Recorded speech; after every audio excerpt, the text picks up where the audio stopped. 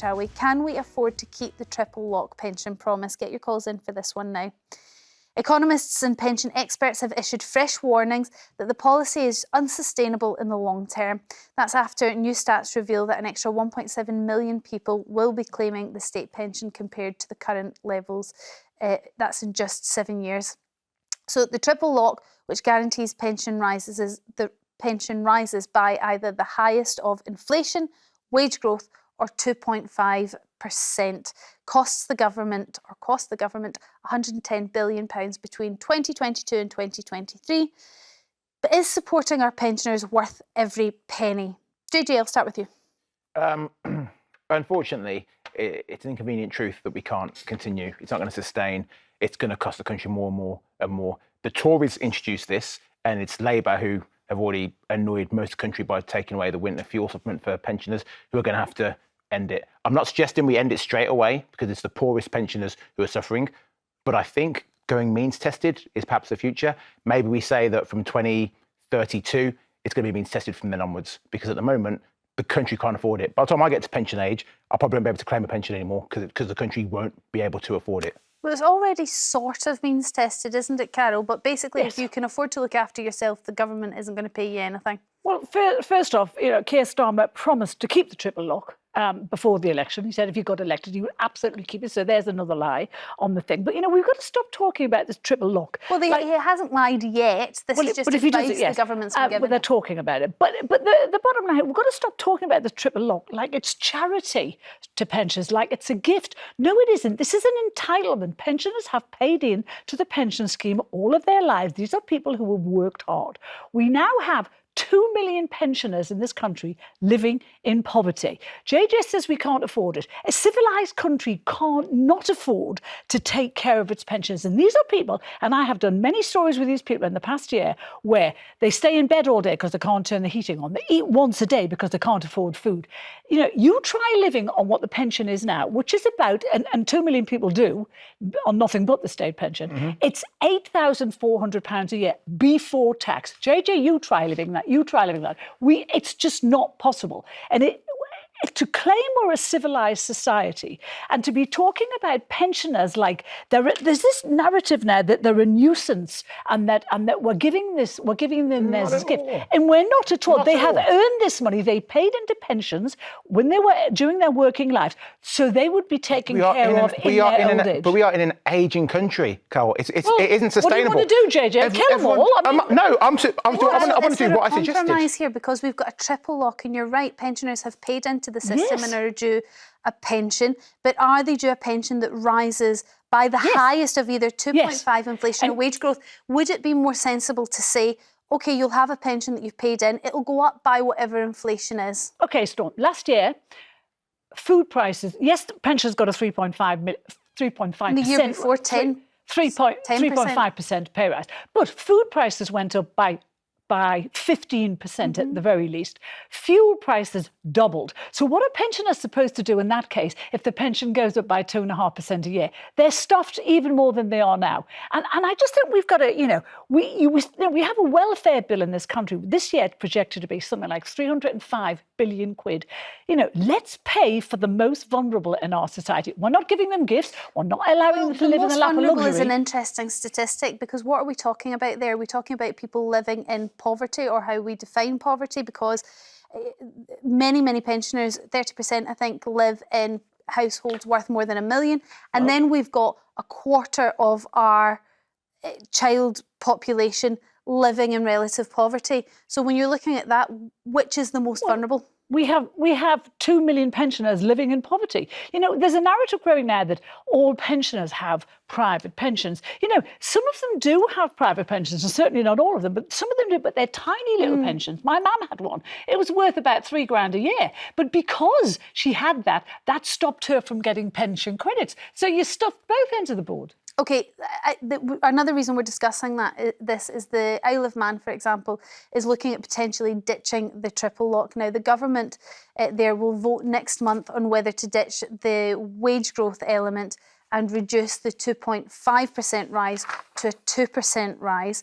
So we're wondering how you feel about this, and we'll go to calls now and speak to who's first up on the line. Ernie from Berkshire, what's your thoughts? Well, I believe what Carol said at the moment is quite correct. We're looking at trying to save money on the state pension. What about the gold-plated public sector pension, which apparently is going to have a $208 billion shortfall that the taxpayers going to have to pay out this year? Nothing said about that, is there? Well, I don't know actually, JJ, but it seemed only fair that if we are going to take the triple lock off of the state pension, that the public pension should also be reduced or in line with the state. That's absolutely correct. It's not. Ernie, you're absolutely correct. No one should be treated better or given a different deal in terms of pensions. But I do think, yes, we've got 2 million pensioners living in poverty, but there's also a lot of pensioners who are not living in poverty who are still able to get a pension. Whether we like it or not, as I said at the start, it's an inconvenient truth that it is costing the country too much and it's not sustainable. There is no choice, JJ. This is the point. This government got into office and gave train drivers a 9% pay rise. They're now on 80, 90 grand a year. So why should they get that and pensioners be ripped off? They got 3.5% which is last year, which is the most they've ever had. Why should they not have 3% when train drivers are getting 9%? Obscene amounts of money.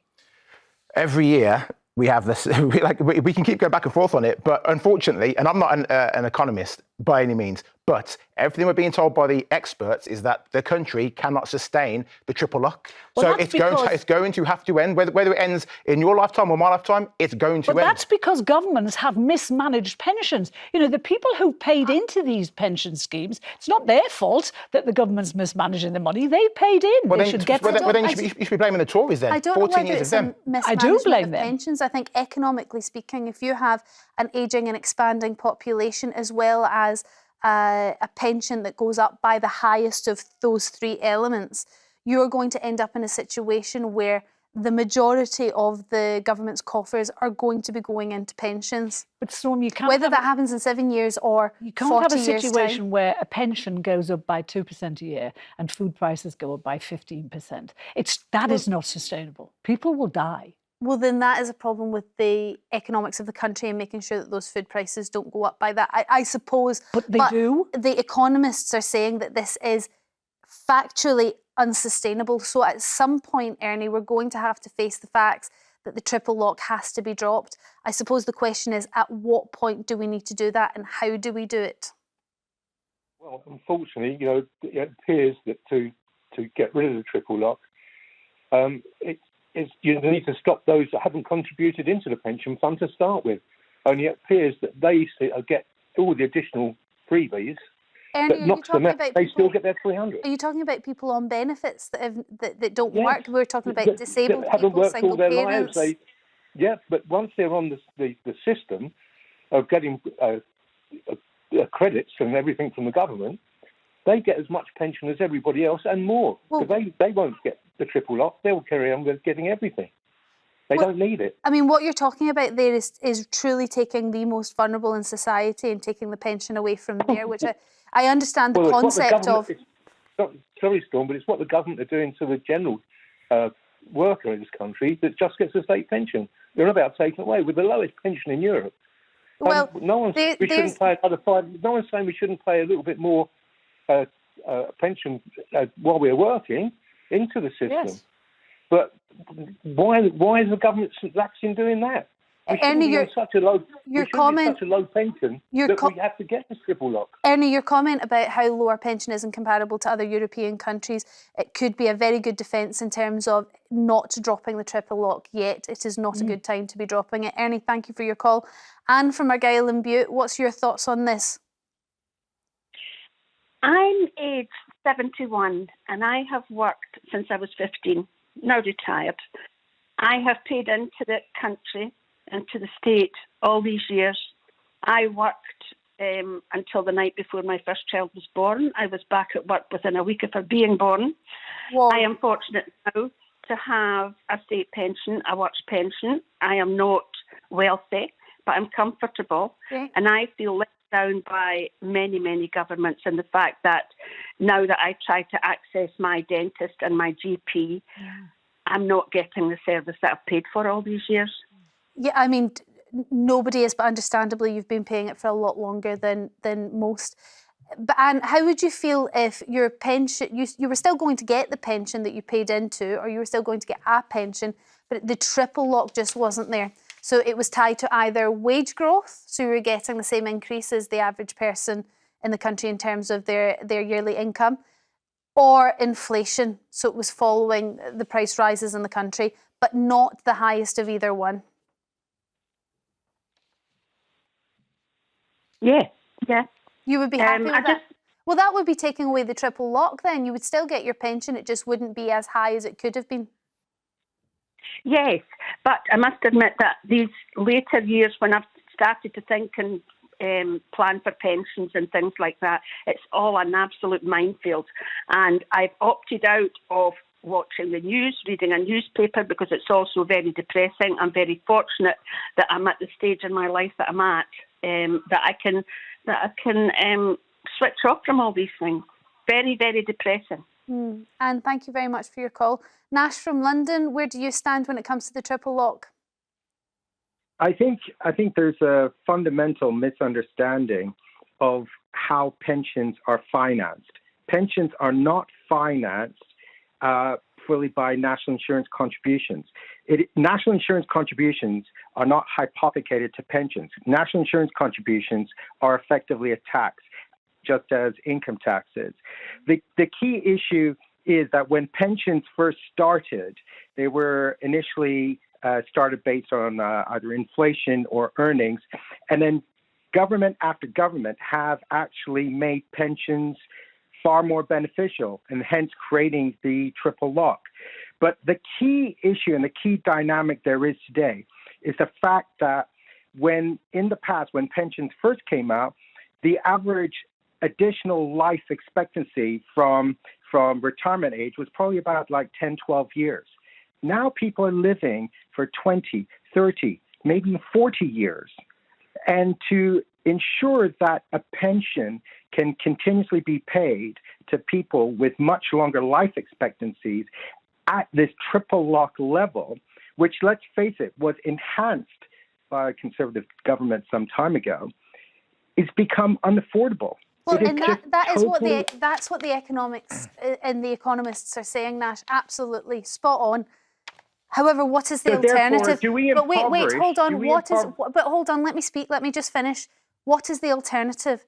Is the alternative that we say, okay, you've survived, well done, you're nice and healthy till much older, but you'll have to live on rations? Yeah.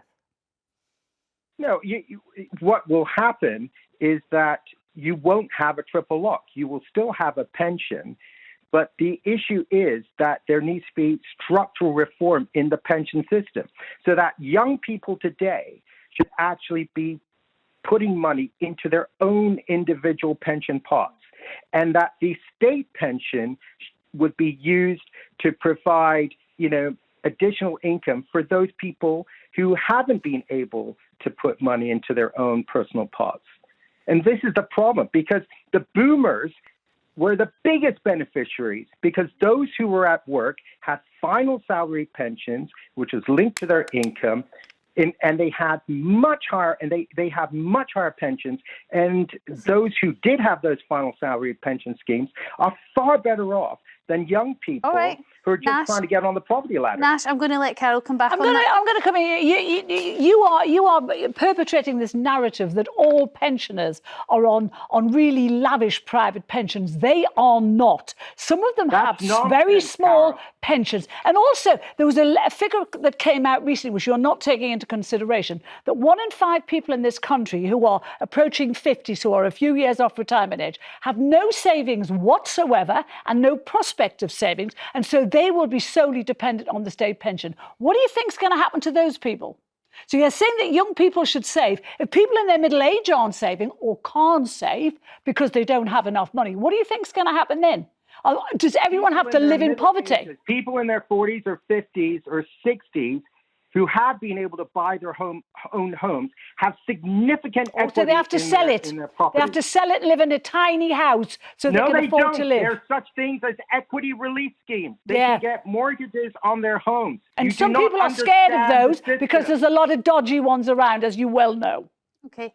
Dodgy ones around their systems. They're regulated by various authorities, by the financial conduct authorities. Nash. We just have to restructure the scheme. The scheme right now is totally unaffordable. Nash. And all we're doing is we're going to impoverish, we're going to continuously impoverish and disincentivize young people to work and say, why should we work in a country where 60 to 70% of our income is going to pay And your older people solution today, to that is and to there's let gonna the be elderly not have any money and absolutely nothing not have food. We're getting to a point where you're shouting over each other, so I'm going to step in here and just say, Nash, thank you very much for your call. Carol, thank you very much for being on the panel.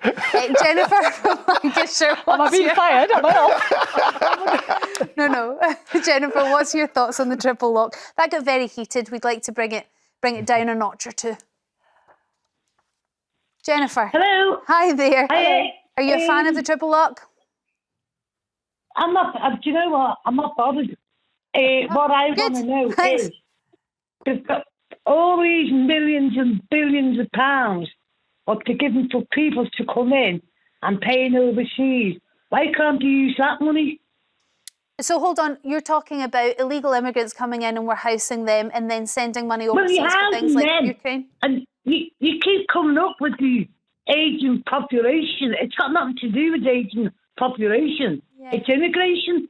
Okay, well, And they're giving billions of pounds. Jennifer, there's a half argument there, but I mean, in terms of the triple lock, it is in fact our ageing population that would make that completely unsustainable. But yes, the more people we let into this country and we let work in this country to accrue a pension and then get a pension in this country, I suppose that would become more and more difficult. The money spent, however, on housing people that come into this country, illegally, I suppose is the thing that you're talking about there, or the money that we send overseas, what's the alternative there? What do we do with them if we're not going to house them or look after them? And if we're not... No, I don't know why we should. Do you know... Well, otherwise they'd just be lying on the streets. Well, you've got your own homeless. I watch programmes every day. And Manchester is absolutely, it's a dump. Okay. There's British people on the streets there, no fault of their own. And you've got Bonnie and Clyde there giving all this to the immigrants. And Bonnie and Clyde, Keir Starmer and Angela Rayner. I got you. Okay. Well, I actually thought it was Rachel Reeves, but thank you very much for your call, Jennifer. It's always a question about where you're going to put resources, and obviously you think the government's putting it in the wrong places. Rosemary from Merseyside, what's your view? Oh, hi. It's nice to speak to you, Storm. Hiya. I've spoken to you before, and can I just say, Carole Malone, I love you. Oh, I thought we were going to insult me there. I got a terrible insult the other week. You always get your fan clubs That's very nice. Up, Thank you, Rosemary. That's very kind. So I'm guessing you're a fan of the triple lock. Well, sort of. Okay. Not really, because I basically retired last March. Right.